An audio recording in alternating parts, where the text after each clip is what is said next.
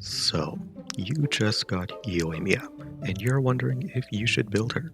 She's currently having a rerun alongside the release of the Dendro arc on Nahida. Maybe you got her accidentally, or you just didn't care about Nahida, who is probably, no, not probably, literally the most broken character in the game, and decided to go for Yoimiya regardless. Or maybe you're just on the fence about getting her and are not sure. Today I hope to answer this question for you. If you already have a Pyro DPS and you enjoy using them no matter how much damage they do, then there is no need to get Yoimiya. If you already have a Hu Tao and are wondering if she will be better than her DPS wise, well, no, she's not. They're about the same in terms of their damage output. But if you are looking for something new, something fun, then Yoimiya might be a great option. But disclaimer, make sure you do the test run for her first to see if you like her playstyle. The last thing you want is to have a character that you don't enjoy playing. Okay, this is my free-to-play Yoimiya, and I am currently running her with an R5 Rust, which is her best in slot 4-star weapon. With the Rust, this is about the stats you would want for her. In terms of crit rate, you should probably aim for about 70 to 75%. As you can see, mine is a little low, and about 165 to 180% of crit damage. The Thundering Pulse, if you have it, would be her best in slot overall option. Other options you can use are the Aqua Simulacra and the Polar Star, but the Rust, especially at R5, would be a better option. For talents, you would want to prioritize leveling her auto attacks and elemental skill first, and the elemental burst afterwards. You'll want to level her auto attacks and her elemental skill to 9 or 10 ideally for maximum damage, but you don't really need to level her burst, but I would recommend getting into at least level 6.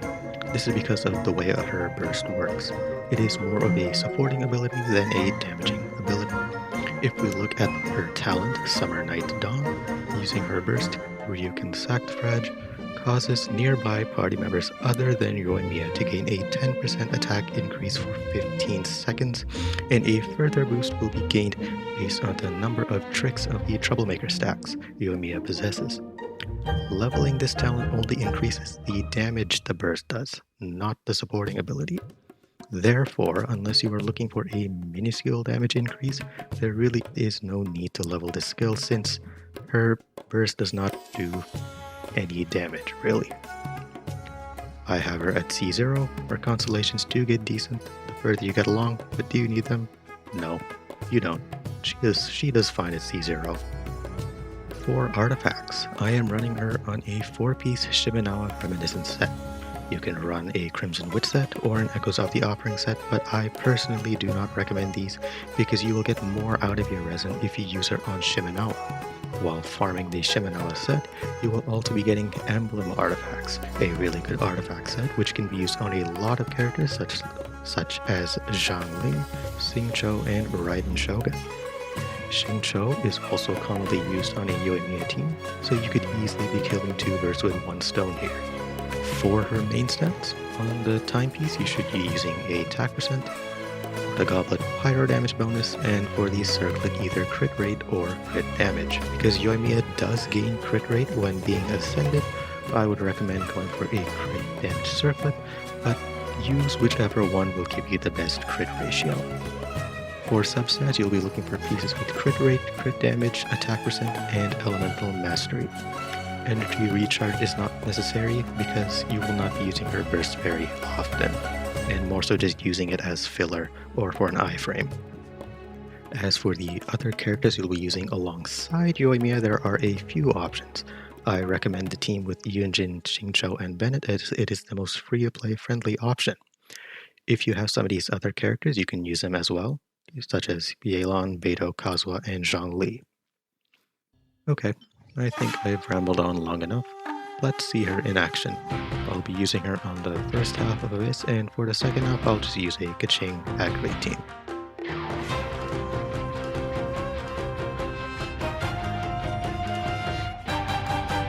Okay, I will briefly run over the rotation that I commonly use for this team. You'll want to start off with Xingqiu's burst, since his is 20 seconds long, which is the longest on this team. Then swap over to Yunjin and use her burst, then to Bennett's burst, and then to Yoimiya's elemental skill and just start auto-attacking until her infusion is over.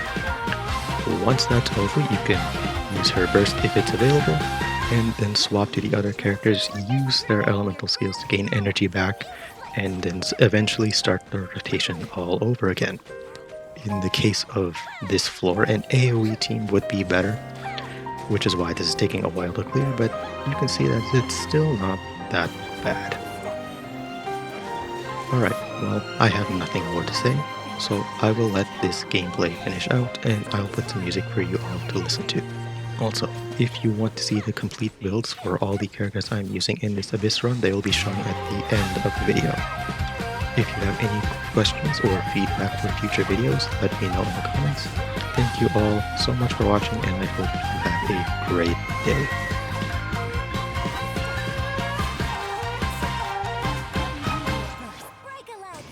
Everybody stand back! Time for a light show!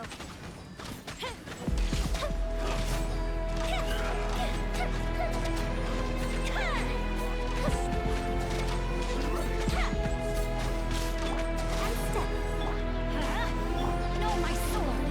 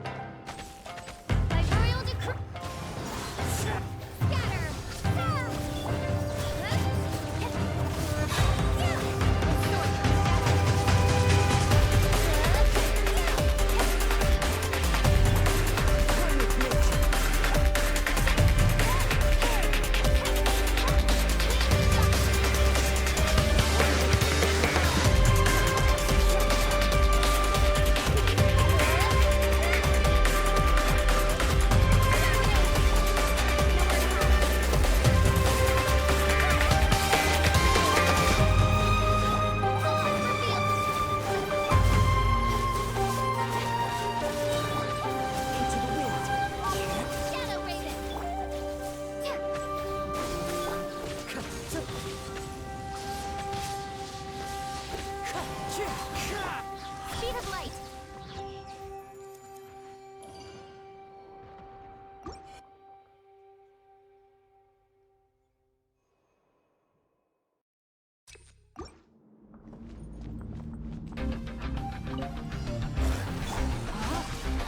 No, my soul.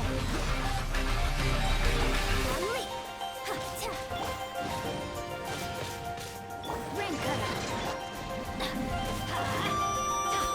Teamwork is strength. Strike is one. Fuse is lit.